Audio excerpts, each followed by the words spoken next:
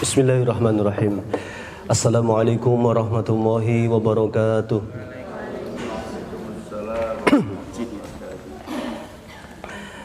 Alhamdulillahilladzi arsala rasulahu bil huda wa dinil haqq liyudhhirahu 'alad dini kullihi wa kafa billahi syahida. Asyhadu an la ilaha illallah wahdahu la syarika lahu wa asyhadu anna Muhammadan abduhu wa rasuluh la nabiyya wa la rasula ba'dah. Allahumma sholli wa sallim ala sayyidina Muhammadin wa ala alihi wa ashabihi wa man tabi'ahum bi ihsanin ila yaumiddin. Allahumma la sahla illa ma ja'altahu sahla wa anta taj'alul hazana idza syi'ta sahla. Ayuhal asatidzah wal ustadzat, bagaimana kabarnya hari ini? Alhamdulillah. Khair. Nikmat luar biasa adalah paginya dibangunkan Allah dalam keadaan sehat, seakan-akan memegang semua dunia. Artinya nikmat yang banyak dilupakan adalah as-sihah, yaitu nikmat sehat. Yang kedua, al-faragh, nikmat waktu luang. Ya, maka kita syukuri mumpung sehat, mumpung sempat. Aji mumpung itu enggak selamanya buruk ya. Maka mumpung sehat, mumpung sempat, kita maksimalkan kesempatan ini untuk hal-hal yang ma'ruf, mendatangkan banyak kebajikan. Baik, sesuai dengan amanah yang kami pikul untuk mengkaji kitab Rasul Al-Muallim wa Asalibuhu fit Ta'lim, Rasul sang guru dan bagaimana metode beliau mengajar. Sudah 6 metode disampaikan, sudah bisa dipraktekkan belum? Ya, sedikit-sedikit. Ustadzah, sudah ada yang praktek? Atau 6 itu apa ya Ustadz, lupa gitu ya. Baik, jadi memang ketika kita belajar sesuatu itu yang paling efektif adalah belajar praktek, belajar praktek, karena disitulah kita akan dipintarkan nanti. Makanya seorang guru ya, selain dia mengajar kun aliman ya, selain menjadi seorang pengajar muallim, juga jadilah muta'alim, belajar. Artinya kita ngambil memberi, ngambil memberi. Nah, begitu seharusnya kita belajar dari cara ulama belajar. Baik, di pagi hari ini sudah masuk metode yang ketujuh, yaitu metode Nabi sering melempar pertanyaan. Jadi melempar pertanyaan ini memacu siswa ataupun murid untuk berlomba-lomba ya, menunjukkan apa? Kecerdasannya, dan guru harus tahu ya. Makanya sudah pernah kami sampaikan, guru ketika mau bertanya fahimtum, biasanya murid jawabannya apa? Fahimna. Padahal mesti paham nggak? Belum tentu. Maka kalau guru merasa santri masih domblong itu, kira-kira bingung, jangan ditanya fahimtum ya, jelaskan kembali sampai betul-betul wajah-wajah yang paham itu ya. Atau ada wajah yang pura-pura paham biar nggak ditanya ya. Baik, metode yang ketujuh adalah tanya jawab. Kita selain belajar metode juga ingin belajar konten hadis yang dipaparkan oleh Syekh Abdul Fattah Abu Gudah. Pada metode yang ketujuh ini ada hadis yang masyhur, yang ini sudah sering kita ceritakan.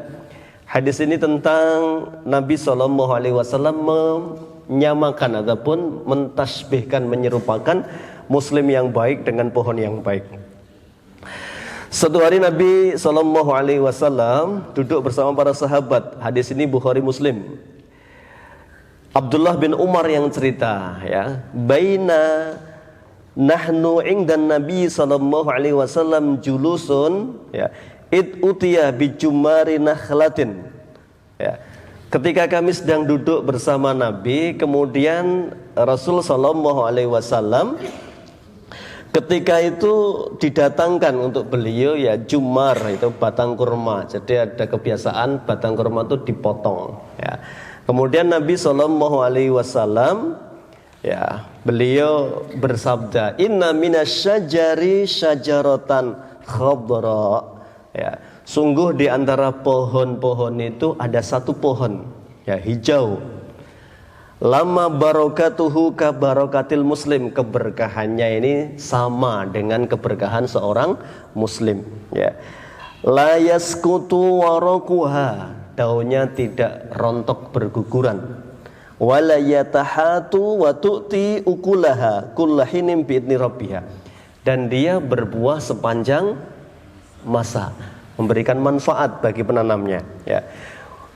Wa innaha mislul muslim, demikianlah seharusnya seorang muslim. Fahaddisuni mahya, kabarkan ataupun kira-kira pohon apa itu ya. Kita mikirnya harusnya gampang ya Pak, tapi ternyata sahabat nggak bisa jawab itu ya.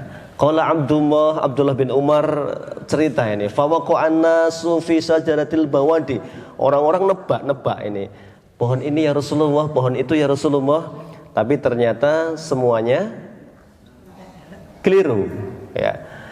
Faqalal qaumu hiya syajaratun kadza, hiya syajaratun kadza, semuanya menebak ini pohon itu ya.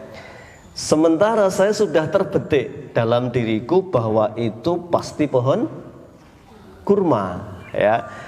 Faja'altu uridu an akulaha ya. Faida asnanul qaum, tapi saya ketika itu usianya paling muda.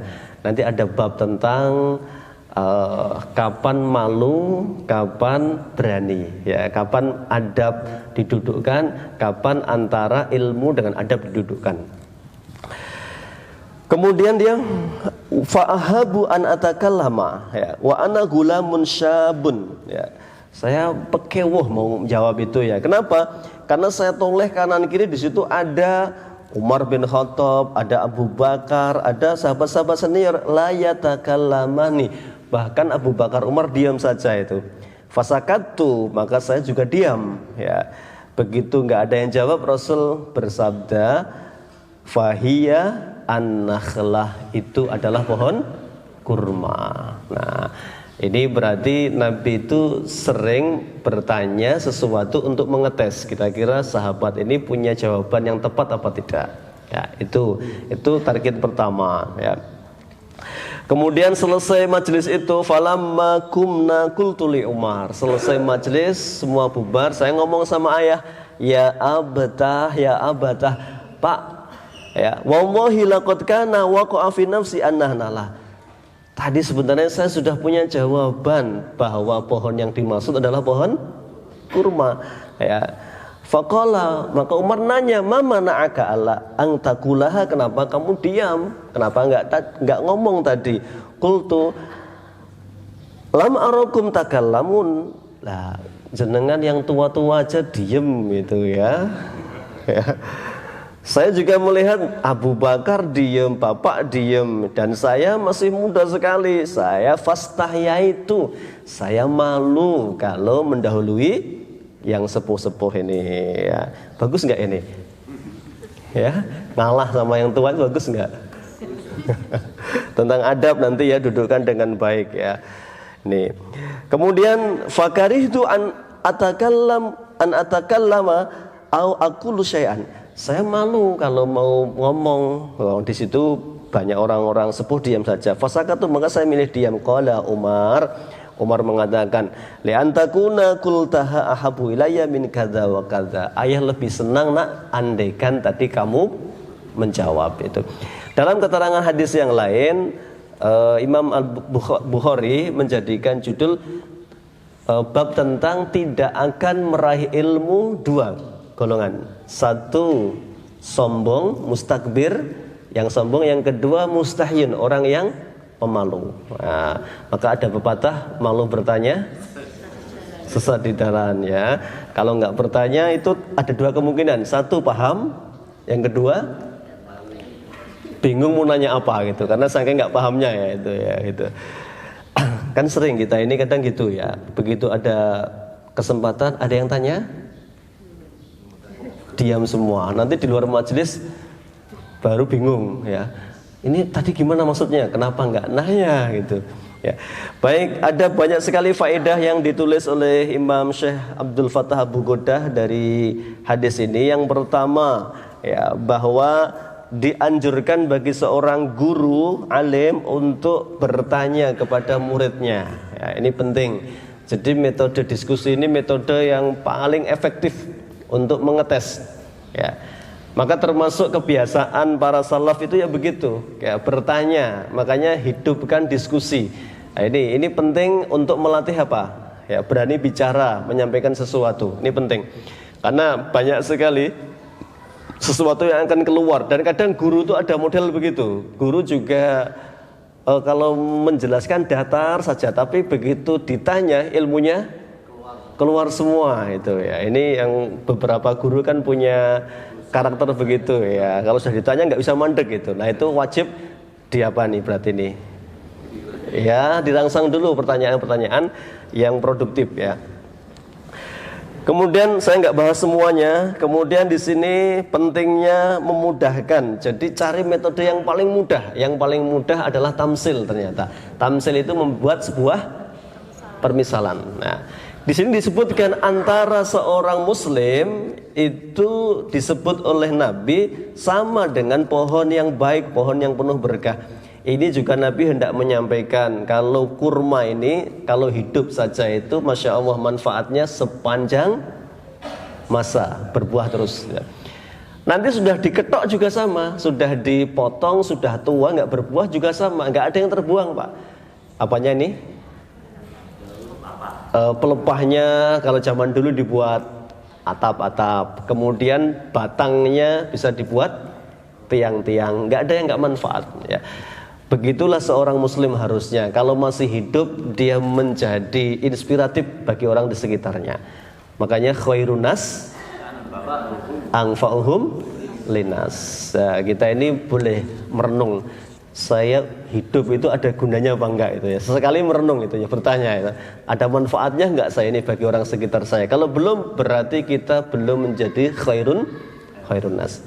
Lah sudah mati pun kalau pohon kurma tadi manfaatnya enggak berhenti dengan matinya, orang beriman juga begitu. Maka Nabi ngasih tahu, jadilah muslim yang kayis. Kayis itu apa? Cerdas. Al-Kayyis, orang yang cerdas itu mandana nafsahu, mereka yang mampu meredam keinginan nafsunya.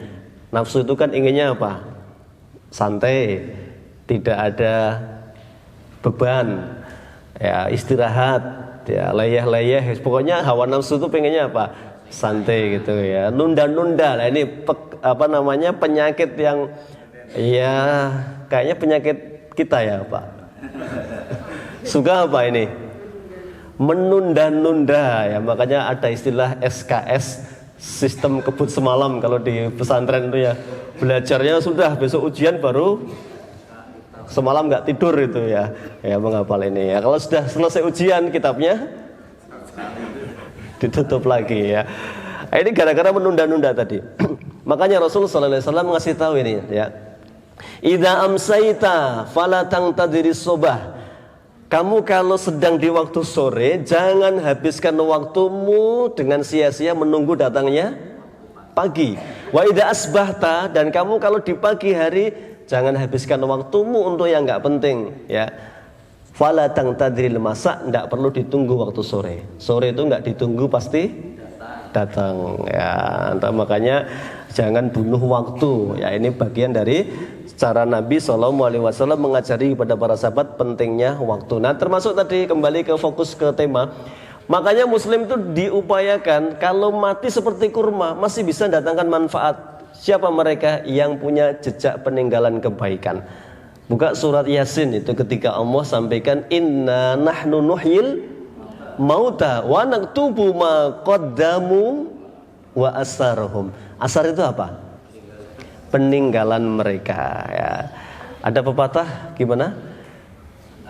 Harimau mati meninggalkan belang, gajah mati meninggalkan gading, manusia mati meninggalkan utang pun nama. Meninggalkan nama ya. Nah, itu makanya jadilah mustarih Mustarih itu yang kematiannya membuat dia selesai dari penatnya dunia, tapi dia pindah ke kubur menikmati nikmat kubur. Jangan jadi mustarah. Mustarah itu yang kematiannya disyukuri orang-orang sekitarnya. Begitu ada inna lillahi wa inna ilaihi rajiun, malah alhamdulillah molone hilang itu ya. Buruk sekali orang begini ya. Maka jangan pernah kita ini tidak pernah punya jejak kebaikan, tinggalkan jejak. Makanya jejak kita, kalau Nabi mengatakan ya 3 itu yang mendatangkan investasi pahala. 1, sedekahun jariah. Pernah punya apa ini, mungkin jejak nempelkan 1 keramik di SD ini. Nah, itu salah satu kebaikan. 2, ilmun yuntafa'u bi. Makanya ini kalau guru produktif punya jejak, misalnya ninggalkan karya apa, buat modul yang dipakai oleh sekolah, misalnya modul fikih ibadah praktis untuk anak SD. Sepanjang buku ini dipakai, Masya Allah. Jadi kurikulum, gurunya sudah meninggal dunia, maka jariah ilmu itu ilmun yuntafa'u bih terus mengalir. Orang berpikir harus cerdas, ini hidup terbatas ya. Makanya ada tulisan ya, amal cerdas di waktu terbatas itu ya. Kemudian waladun sholihun yad'ulah, ya, jejak kesolehan kita diteruskan oleh anak-anak kita. Makanya Nabi Zakaria ketika berdoa apa? Rabbi habli min ladunka dzurriatan thayyibah innaka sami'ud du'a ya. Dalam doa yang lain, yarisuni wa yarisu min ali Yaqub, saya minta anak yang soleh akan mewarisiku, termasuk mewarisi apa? Kesolehannya ya. Jadi jejak kesolehannya itu nggak berhenti. Nah, ini makanya orang beriman punya karya sepeninggalnya tetap bisa mendatangkan kebaikan ya. Dan juga ada bab di sini ya, dianjurkan untuk malu selama tidak menyebabkan hilangnya maslahat.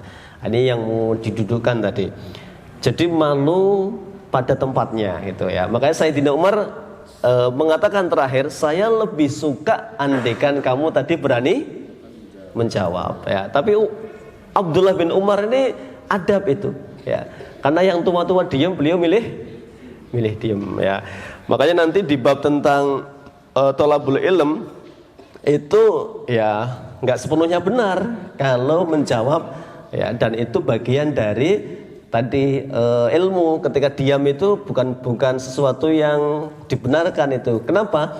Karena dalam ilmu itu sebenarnya bukan masalah tua atau muda, tapi masalah siapa yang bisa, dia harus menjawab. Ya, ini bab tentang ilmu. Ya. Termasuk Rasul Shallallahu Alaihi Wasallam. Ya, ketika, tapi ini juga perlu diperhatikan.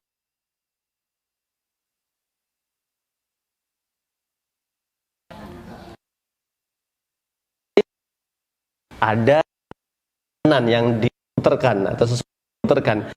Di sebelah kiri Nabi ada tua, ya. Di sebelah kanan Nabi ada anak muda, anak kecil, ya. Maka Nabi ya ingin yang tua dulu didahulukan, tapi Nabi minta izin ya kepada yang anak muda ini, nak boleh ndak? Ini tak berikan dulu ke bapak yang sebelah kiri saya. Anak muda itu nggak mau ya Rasulullah, saya berharap keberkahan untukku. Lah ya sudah, karena haknya diberikan kepada ini, Pak ini. Ya, jadi ini bab tentang adab ya, bertanya terlebih dahulu ya. Bisa jadi nanti apa? Ya Rasulullah, mohon maaf, saya menjawab pohon itu adalah pohon kurma.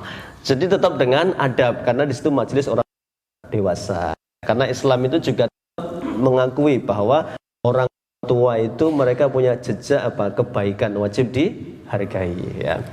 Baik, itu kaitan dengan metode yang ketujuh, yaitu metode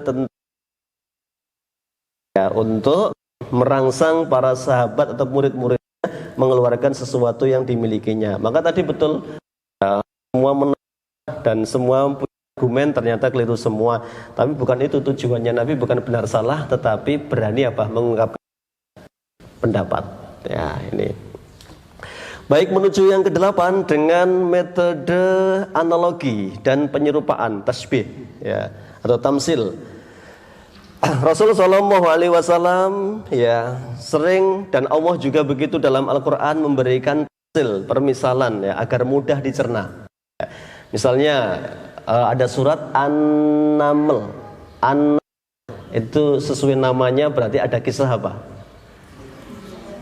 Kalau An-Naml semut, An-Nahl lebah. Ya.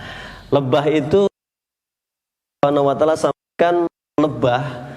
Kalau Nabi bersabda seperti seorang mukmin, lebah itu ya, dia hinggap di tempat yang baik, kemudian selalu mengeluarkan yang baik. Begitulah seharusnya muslim. Maka mengkonsumsi yang halalan thayyiban, kemudian kalau keluar dari lisannya sesuatu yang baik. Dan tidak ada nahlah ataupun nahal ataupun apa tadi, tawon itu ketika hinggap di satu batang dia akan merusak. Ya, begitulah seorang muslim. Maka dimanapun dia tinggal menebar kebaikan. Nah, itu untuk gampang dicerna itu dibuat tamsil. Kali ini gambaran. Saya akan pilih yang lebih gampang dicerna. Nah, hadis yang kedua ya, dari Abi Dzar Al-Ghifari. Karena banyaknya hadis, saya pilih beberapa saja yang temanya lebih pas dan mengena. Hadis yang kedua ini juga masyhur sebagai sebuah gambaran. An-nasan min ashabin Nabi sallallahu alaihi wasallam qalu lin Nabi sallallahu alaihi wasallam. Satu hari sekelompok sahabat Nabi kemudian bertanya, ya Rasulullah, zahaba ujur. Ini semangatnya sahabat. Mereka kalau orang lain beramal soleh itu panas ya Pak. Jadi saya itu pengen kok dia bisa, saya bisa itu ya. Zahaba ahlud dusur bil ujur. Ya Rasulullah, orang-orang kaya ya mereka memborong pahala. Al-ujur kalau jamak, ini jamak ya, ajrun ya. Ujratun ujurun. Yusalluna kama nusalli, sebagaimana ya sama. Wa yasumuna kama nasumu, mereka berpuasa, kami juga puasa, pahalanya sama. Halaman belum ketemu. Wa yatasaddaquna bi fuduli amwalihim wa la natasaddaq. Begitu mereka bersedekah, mereka kami tidak bisa sedekah. Qala awalaysa qad ja'alallahu lakum matasaddaqun. Ya, ini Nabi tahu sahabat ini galau. Takut apa ini enggak bisa ngejar pahala amalannya. Maka Nabi tahu. Nah, ini Nabi itu selalu yassiru wala mudahkanlah urusan orang dan kamu persulit. Bahkan Nabi itu kalau ada dua yang sifatnya sama-sama boleh selama nggak melanggar syariah, lebih memilihkan yang ringan, yang ringan-ringan ya. Ya, solutif ya, bukan sesuatu yang memperberat. Agama itu wis abot ya, jangan dibuat berat ya. Nabi selama nggak melanggar syariah, pilihkan yang ringan itu. Kulli tasbihin shadaqatan, sesungguhnya setiap tasbih itu juga bernilai sedekah. Wa kulli takbir sedekah, ucapan Allahu akbar kalimat juga termasuk sedekah.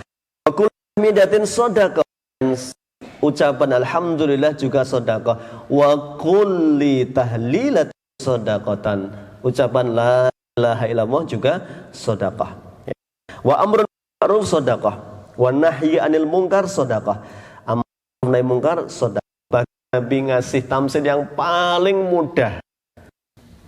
Wa fi bud'i ahadikum sedekah, bahkan kalian mendatangi istri kalian itu juga bagian sedekah. Saking gampangnya sedekah ini, sahabat sampai nggak percaya. Ayati ahaduna syahwatahu wa yakunu lahu fiha ajrun. Apa iya ya Rasulullah? Kami datangi istri kami dan itu bernilai sedekah pahala. Qala, Nabi menjawab, ara'aitum law wadu'aha fi haram akana fiha wizrun. Bukankah ketika disalurkan bukan pada tempatnya yang ditempatkan yang haram, bukankah itu dosa? Fakadzalika idza wada'a fil halal kana lahu ajrun. Demikian pula kalau diletakkan pada sesuatu yang halal. Nah, ini Pak ya. Jadi menjelaskan halal haram ini pakai perbandingan ya. Kalau halal itu mendatangkan ridhonya Allah ya. Dengan cara apa? Dengan cara tadi yang dibenarkan syariah. Kalau haram itu sesuatu yang melanggar syariah, dan itu dicontohkan oleh Nabi dengan perumpamaan sedekah. Nah, guru perlu banyak apa ini? Ya, wawasan. Makanya banyak membaca ya. Menguasai materi itu betul. Panjenengan panjenengan guru SD ya. Seakan-akan sudah hatam apanya? Materinya ya. Ya, gitu Pak. Betul nih. Karena sudah bertahun-tahun mungkin temanya podo, nggak ada tantangannya ya. Sampai hafal yang mengelotok-tok gitu ya gitu. Ini harusnya justru ketika sudah menguasai dengan baik, berarti dikayakan dengan apa? Pengembangan. Ya, ini kan dikuasai satu tema, berarti harus memperkaya apa dengan contoh-contoh ini, diperbanyak contoh-contohnya. Memang fakta bahwa ketika anak ini di sekolah ini sebenarnya harus dinamis. Dinamis itu hidup suasananya. Jangan apa ini pasif, hanya diam ya, tidak pernah ada suasana saling memberi, bertanya menjawab ya. Nah, ini menghidupkan suasana. Makanya Rasulullah SAW itu tidak ada matinya, nggak mati gaya. Ini pokoknya sahabat karakternya begini menyelesaikannya. Jadi tahu. Makanya penting khotibin nasa ala qadri ukulihim. Maka bicaralah dengan manusia sesuai dengan apa yang mereka tangkap. Wah, ini anak kecil berarti tidak harus pakai logika yang tinggi-tinggi. Ini keduren. Ya, anak kecil itu yang targetnya tersampaikan dengan cara yang menyenangkan. Ini analogi sebagai sebuah cara. Berikutnya Rasulullah SAW, nah ini saya juga agak kesulitan disampaikan antara perumpamaan mirip-mirip ya. Kan dengan contoh yang berbeda kalau di beberapa hadis yang dipaparkan oleh beliau ya. Perumpamaan lagi ini ya, perumpamaan itu di awal kata alun apa? Ini semua pakai contoh di sini. Masalul mu'minil ladzi yaqra'ul Qur'an masalul utrujah. Perumpamaan mukmin yang membaca Al-Qur'an sebagaimana pohon buah utrujah ya. Rihuha thayyibun, baunya wangi, wa ta'muha thayyib, dan rasanya enak, lezat. Ini buah utrujah ada keterangannya ini. Ini di Jazirah Arab sekarang masih banyak didapati. Di Syam ya ada beberapa nama yang berbeda, tapi buah ini masyhur, makanya Nabi pakai tamsil. Dan permisalan Pak, berarti pelajarannya jangan ngasih permisalan yang anak nggak mudeng. Ya, nggak ada di tempat kita ini. Ya, ini misalnya ya. Nak, bacalah Al-Quran biar seperti utrujah gitu. Utrujah ki opo tat gitu ya. Ya. Lah kenapa Nabi pakai utrujah? Karena sudah masyhur, semua sahabat tahu ya itu. Makanya ketika semua syariah itu begitu, Allah juga begitu. Ketika ketika Quran Makkiyah itu turun di kota Mekah, misalnya ketika membahas Al-Fajr, surat Al-Fajr kan wal fajr walayalin ashr, itu kan Allah bersumpah kemudian pengen menjelaskan ada 3 kaum kuat bangkang akhirnya diadab. Yang pertama apa? Kaum Ad, ini kaumnya Nabi. Kaum Ad, siapa sudah? Hud ya. Kemudian ada kaum Samud, kaumnya Nabi Saleh ya. Yang ketiga cerita siapa? Wa Fir'aun. Wa Fir'aunudul autad ya. Fir'aun yang punya apa nih? Autad apa? Ya, punya pancang-pancang. Kenapa kok Allah hanya ngasih 3 contoh ini? Karena orang Arab ngerti 3-tiganya ini. Kaum Ad itu di daerah Yaman itu. Mereka biasa safar bisnis dari Mekah ke Yaman, ke Syam. Kan 2. Ila fihim rihlatas syita wassaif, kadang ke Syam, kadang ke Yaman itu. Karena mereka ngerti, oh ini dulu jejak kaum Ad. Lah maka oleh Allah dikasih contoh. Tahukah kalian kaum Ad? Ya, mereka kuat. Ya, lam yukhlaq misluha fil bilad. Bahkan nggak ada kekuatan yang seperti kekuatan mereka, tapi mereka binasa gara-gara membangkang kepada nabinya. Apalagi kamu orang kafir, orang kufur, bagi Allah lebih mudah menghancurkanmu kalau tidak manut sama nabinya. Nah itu permisalan itu yang masuk, Pak. Kan nggak mungkin. Tahukah kalian Borobudur misalnya gitu lah. Wong ini orang Mekah kalau enggak. Jadi permisalan itu yang masuk akal aja, yang ada di sekitarnya itu. Nah, Samud juga begitu. Kenapa Fir'aun? Nah, Arab itu biasa, mereka dagang sampai Madinah, orang Mekah itu. Nah, di Madinah banyak Yahudi. Yahudi itu selalu membanggakan, kami pengikut Musa yang dulu menenggelamkan Fir'aun. Nah, maka orang Arab ngerti, oh Fir'aun kae to sing diceritake Yahudi. Nah, itu contoh, Pak. Jadi nek ngasih permisalan yang mudeng sekitarnya ya. Jangan sing dhuwur-dhuwur jauh-jauh nggak mudeng itu. Ini penting ya. Jadi guru pengennya mencairkan tapi malah bikin bulat itu ya. Jadi nggak baik itu. Kembali ke tadi. Nah, ini selain bagaimana ini atau metode, kita juga bicara kontennya. Bagus kita. Wa masalul mu'minil ladzi la yaqra'ul qur'ana kamasalit tamrah tu'muha thayyib wala rihalaha. Perumpamaan mukmin yang tidak baca Quran itu seperti kurma, rasanya enak tapi tidak ada baunya ya. Jadi baunya nggak ada. Kemudian dijelaskan wa masalul fajir alladzi yaqra'ul Qur'an kamasalir raihanah rihuha thayyibun wa ta'muha murun. Nah, ini nanti guru tanggung jawab kalau pakai tamsil ini harus bisa membedakan ya. Dan orang fajir itu siapa? Fajir. Ya. Orang yang banyak maksiat.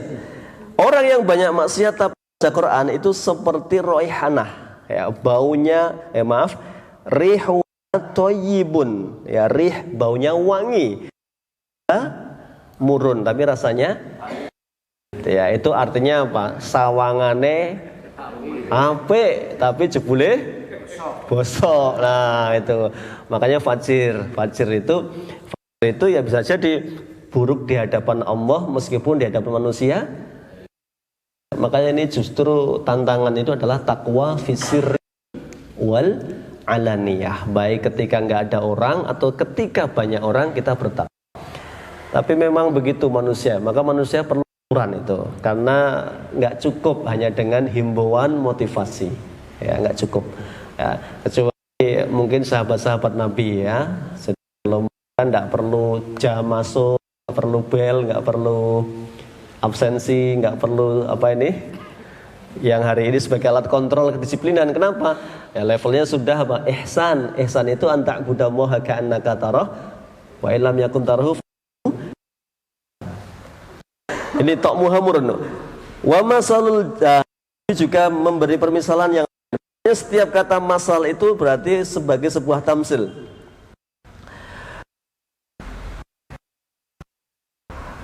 Masalul fajir la yaqra'ul Qur'an kamasalil ta'muha murun wala rihalaha. Dan orang yang banyak dosa, sudah banyak dosa enggak darus itu ya. Itu seperti hamdalah, tidak ada baunya dan rasanya pahit. Nah, itu seburuk-buruk golongan itu. Wa masalul jalisi sholih kamasali sahibil misk. Kawan dekat yang soleh itu seperti penjual atau pemilik minyak wangi. In lam yusibka minhu syai'un fa asabaka min rihihi. Ya, kalaupun kita tidak memilikinya, ya tidak pakai minyaknya, kita tetap terkena bau wanginya. Wa masalu jalisi su'i kamasali sahibil kir. in lam yusibka min sawadihi asobaka min dukhonihi, ya meskipun kamu tidak mendapatkan enggak menyentuh ya wujud barangnya, tapi kamu terkena bau asapnya. Baik para asatidzah wal ustadzat, ini berarti guru perlu banyak membaca. Makanya biar bisa memberi contoh-contoh tamsil-tamsil sebagaimana Nabi SAW memberikan tamsil yang mudah. Ya. Jadi persahabatan ini misalnya, ini kan Nabi hendak menjelaskan ya, selain kontennya, selain caranya, ya membandingkan, menyerupakan itu paling gampang ya. Contoh begini ya, yang dihadapi begini, kasih contoh yang tepat. Maka anak akan mudeng langsung menangkap ya. Nah termasuk tadi ketika Nabi SAW menyamakan apapun, mau disamakan dengan nahlah ya, maka anak langsung mikir tawon itu bagaimana ya. Sementara yang buruk itu seperti apa? Lalat. Lalat itu suka hinggap di tempat yang kotor. Kemudian kalaupun mencelok mesti meninggalkan kotoran ya. Dan keberadaannya mesti mendatangkan penyakit. Nah ini lalat. Nah, maka sudah cukup mudeng anak itu ya. Maka jangan pernah seperti lalat ya. Ngomongnya keluarnya jorok ya, yang dimakan yang jorok-jorok, kotor-kotor ya. Kemudian dia menebarkan keburukan di setiap dia berbicara. Nah, ini bab tentang tamsil. Tamsil itu berarti sebuah metode bagaimana memudahkan, termasuk nasihat itu lebih masuk dengan tamsil. Contoh lain halaman 170, di situ ada tentang tamsil ya, bagaimana hidup bersama ya. Masalul qaim ala hududillah wal waqi' fiha ya. Perumpamaan orang yang melaksanakan hukum-hukum Allah wal waqi' fiha, dan orang yang terjerumus ke dalam kemaksiatan, wal mudhinu fiha ya, wal mudhinu fiha masalu qaumin istahamu safinatan, itu perumpamaannya seperti orang yang berada di sebuah kapal. Nah, di masyarakat itu begitu, ada yang cuek, ada yang peduli. Nah, Nabi gambarkan itu ya. Yang mudhinu fiha, membiarkan ada kemungkaran itu ya. Nabi hendak sampaikan fasara ba'duhum fi asfaliha, ketika naik perahu maka ada orang yang mendapatkan jatah di dek apa? Asfal apa? Bawah ya. Wa ba'duhum fi a'laha, sebagian di atas ini. Fakan fi asfaliha yamurruna bil ma'i 'alal ladina fi a'laha. Setiap orang yang di bawah itu kalau mau ngambil air harus naik ke atas. Dan itu lama-lama membuat pekewuh, tidak enak. Makanya kalau setiap saat harus ke atas, mereka mikir. Akhirnya mereka rembukan, ya, karena fata'adzau, mereka merasa ganggu gitu, ya. Fa'akhoda yang kuru asfasa. Lalu orang-orang itu mencari gimana biar kita enggak ngambil airnya ke atas, maka mereka ngambil kampak lubangi kapal itu. Fa'atauhu faqalu, orang-orang langsung menegurnya yang di atas itu dan berkata, ya, mana yang kalian lakukan? Ta'adzaitum bi, ya, ala budali, kami nggak ingin mengganggu kalian terus menerus, maka ambil air. Gimana caranya biar nggak ganggu kalian? Maka kami lubangi kapal ini. Fa'in akhadhu ala yadayhi anjauhu. Orang-orang yang di atas itu andaikan mereka nggak cuek, menegur, nggak apa-apa, ngambil di atas saja, jangan kamu lubangi. Kalau kamu lubangi, yang tenggelam bukan hanya kamu, tapi semuanya tenggelam itu, ya. Wa in taraku ahlakuhu wa ahlaku. Andaikan diam orang yang di atas itu, maka telah membinasakan orang itu, juga membinasakan dirinya sendiri. Nah, ini sebagai sebuah perumpamaan. Jadi hidup di masyarakat itu begitu, ya, menjadi soleh, tapi juga menjadi apa? Muslih. Muslih. Soleh dirinya sendiri. orang lain. Artinya seorang yang muslim itu berpikir saya yang baik, semua orang bisa baik. Lainnya kita ini mengukur tinggal di satu tempat punya efek apa enggak. Nah, enggak pindah aja. Jadi masa tinggal di satu tempat ya bertahun perubahan di tempat itu ya. Cuma dia saja sama anak-anaknya ya, tetangganya berubah. Ya, sekitarnya enggak ada perubahan. Nah, ini sesuatu yang berarti belum naik, baru menjadi soleh, belum menjadi muslim. Ya, memang nggak semua bisa Pak, tapi kalau tidak pernah mencoba. Jadi memang ada orang-orang itu yang Masya Allah mengabarkan itu ya punya ilmu itu ada 3 model. Ilmu itu ada 3 model. Orang kedatangan tapi gambarkan seperti apa ini? Hujan. Hujan itu ketika datang kepada tanah macam ada yang kubilatil. Begitu hujannya dengan deras, tanah itu seneng banget. Nah, tanda seneng diserap, kemudian tumbuh sesuatu dari atasnya. Maka ada rumput yang hijau, ada air yang segar, ada berbuah itu. Nah, ini tipe pertama. Orang setelah dia menerima kebaikan, dapat hidayah, dia tebar ke sekitarnya. Masya Allah, tumbuhlah di sekitarnya kebaikan-kebaikan. Ya, nih, maka kalau lembaga misalnya pendidikan ini berkah itu misalnya jadi rame, tanah yang tadinya nggak laku jadi laku ya jadi mahal. Nah, ini berarti ada manfaatnya ini ya. Lainnya keberadaannya tadinya tanah mahal malah anjlok nggak payu. Nah, itu jadi masalah berarti. Nah, ini bab tentang apa? Tentang hidup harus punya keinginan bagaimana memberikan kebaikan di sekitarnya. Model pertama yang terbaik, tapi memang ada model yang kedua. Dia nerima air itu, tapi hanya diserap, tidak pernah mengeluarkan dengan sendirinya. Nah, kalau Rasul menggambarkan ini, ya mereka yang hanya paham ilmu, tetapi untuk dirinya sendiri. Tapi nek ditutup gitu, ya kalau Nabi menggambarkan, kalau diambil airnya keluar, ya. Nek ditanya, Pak, hukumnya air itu gimana ya? Oh Pak, 27 lebih ini kayak ngomong tonggone ya sholatnya di rumah atau ngandani Pak, sholat di masjid lebih baik. Lah itu model 2. Jadi ditutup baru ngomong. Barat air itu air sumur itu disedot dulu baru airnya ya. Ada tipe yang ketiga yang paling buruk kata ilmu itu ya. Dia butuh air tapi begitu airnya turun tolak, meluber kemana-mana. Nah, itu artinya apa? Ini mustakbir, orang yang sombong. Dia butuh sesuatu tapi ditolak sehingga mendatangkan keburukan. Nah, ini makanya hidayah itu menyapa ya. Jadi 3 model tadi. Satu yang terbaik, setelah dia dapat ilmu, diamalkan, mengajak orang-orang berbuat baik sebagaimana dirinya. Nah, makanya al-amru bil ma'ruf wan nahyi anil mungkar. Nah, ini tamsil ya. Berikutnya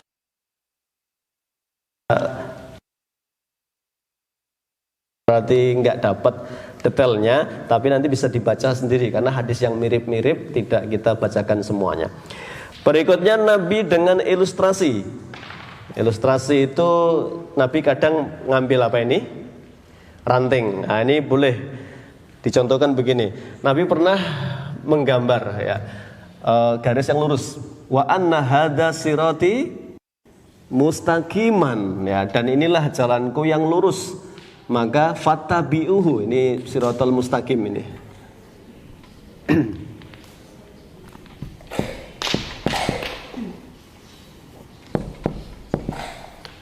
Lurus ini ya. Wa khatta an yaminihi khututan. Kemudian sebelah kanannya Nabi juga ngambil garis gini ya. Wa khatta an yasarihi khututan. Kemudian sebelah kiri Nabi juga menggambar gini ya. Kemudian Nabi mengatakan hadza sabilullah. Ini adalah jalannya Allah, kebenaran ini ya. Wa hadhihi subul, dan ini adalah subul. Subul itu jalan-jalan bercabang ini ya. Ya. Ini adalah sabilus syaitan. Ini jalannya setan ini ya. Ya. Kemudian membacakan firman Allah ya, wa anna hadza sirati mustaqiman fattabi'uhu wa la tabi'us subula fatafarraqu bikum an sabilih. Ya. Nah, ini sahabat langsung bisa paham, berarti siratal mustaqim jumlahnya berapa? Ya, kebenaran itu hanya satu. Ya. Adapun yang ini adalah jalan yang salah. Nah, saya juga punya guru yang selalu kalau menjelaskan harus ngentek-ngentek ke kapur dulu ya. Zaman masih kapur ya, belum apa ini spidol ya, harus kebuak gitu papan tulisnya. Tapi memang santri itu jadi apa ini? Perhatian itu ya, seneng gitu ya. Ya, memang guru modelnya macam-macam Pak. Ada yang datang langsung coba buka halaman sekian dibaca. Gurunya ngerungake karo liar-liar itu. Ya. Tapi yang begini ini yang lebih mengena. Ya, ini contoh aja dengan ilustrasi. Lah makanya Nabi bersabda di sini hadihi subul syaitan, yang cabang-cabang itu adalah jalannya setan. Kemudian membacakan tadi surat Al-An'am 153. Nah, ini gambar Nabi ya, jadi pakai ranting karena zaman dulu tidak ada whiteboard, tidak ada pulpen ya. Kemudian yang kedua, ya ini menjelaskan, ini lebih masuk akal lagi tentang angan-angan. Khoton Nabiyu sallallahu alaihi wasallam khoton murabba'an. Nabi membuat garis segi 4 ya, segi 4 ini. Ya. Nih. Dibuat garis oleh Nabi. Kemudian diceritakan Abdullah bin wa khatta khattan fil wasati kharijan minhu. Ya, kemudian Rasul sallallahu alaihi wasallam membuat garis di tengahnya hingga keluar dari garis ini ya. Jadi gini, terus nah, ini Nabi hendak menceritakan nanti tentang keinginan dan ajal. Ya. Jadi keinginan itu bisa jadi orang itu muluk-muluk, tapi dia nggak sadar waktunya terbatas dengan dengan garis ini ajal maksudnya ya. Kemudian khata khututan sigaran ila hadzal ladzi fil wasati min janibihi ladzi fil wasat ya. Kemudian Rasul sallallahu alaihi wasallam ya membuat garis-garis kecil menuju garis yang di tengah dari samping garis yang ada. Kemudian Rasul membuat garis-garis kecil menuju garis yang di tengah. Nah, ini dibuat garis kecil. Ini garis-garis kecil ya. Kemudian Abdullah cerita ya, Nabi bersabda, ini adalah manusia dan ini adalah ajal yang mengelilinginya. Yang di luar ini adalah cita-citanya, sedang garis-garis kecil adalah rintangannya ya. Maka jika dia melesat dari yang ini, dia akan dicaplok oleh yang ini. Artinya rintangan itu tidak pernah habis-habisnya. Jika dia melesat lagi dari yang ini, maka akan dicaplok oleh yang ini. Dan jika melesat semuanya, maka dia akan ditimpa oleh ketuaannya. Nah, ini artinya apa? Tadi ya, ini adalah ajal tadi ya. Makanya Nabi SAW menggambarkan ini ya untuk manusia itu agar ngukur ya, tahu diri bahwa kita ini terbatas dengan umur ya. Maka terbatas dengan umur, pastikan sesuatu yang dilakukan itu sesuatu yang manfaat ya, sehingga dia tahu ya rintangan-rintangan ini harus diterjang, kemudian dia bisa mengukur sampainya di mana dan seberapa, maka harus cerdas menyiapkan bekal agar ajalnya boleh terbatas tapi amal solehnya tidak pernah berhenti. Ya, ini makanya siapa yang kayis? Kayis itu yang mandana nafsahu wa amila lima ba'dal al-ajiz. Orang yang angan-angannya tinggi tetapi ikhtiarnya tidak serius, hanya pengen saja. Yang seperti pepatah gimana? Kecil dimanja, muda tua masuk surga. Angan-angan Pak, itu semuanya hanya mimpi, tidak bisa tercapai ya. 8 waktunya cukup Pak Alimin. Cukup. Oke. Baik, ayyuhal asatidzah wal ustadzat. Jadi ini lebih banyak hadis-hadis Nabi yang dipaparkan. Ini menunjukkan bahwa metode Nabi ya sangat kaya ketika mengajari para sahabat dengan tamsil-tamsil. Tamsil itu lebih banyak kisah. Maka kisah ini memang metode paling menarik, mulai dari usia anak-anak sampai kawak-kawak itu semua tertarik dengan kisah itu. Jenengan mau menyindir orang, ya kalau mau pakai halus pakainya apa? Kisah. Nah, mau memotivasi orang biar tergerak, paling efektif pakai apa? Kisah. Ya. Mau kemudian misalnya membuat sebuah perumpamaan, maka yang paling gampang juga dengan kisah. Misalnya mau ngajari tentang bersyukur tadi, ya. Ada kisah misalnya dulu yang masyhur sering diceritakan oleh Nabi kepada para sahabat tentang kisah 3 orang itu kan, yang botak, yang sakit apa ini?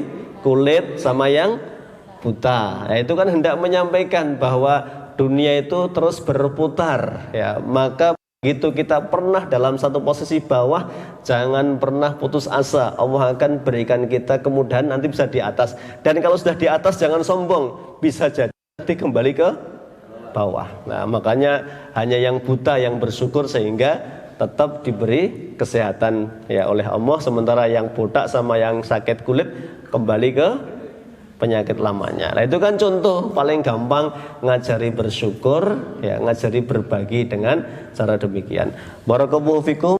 Kembalikan ke moderator, kurang lebihnya mohon. Assalamualaikum warahmatullahi wabarakatuh.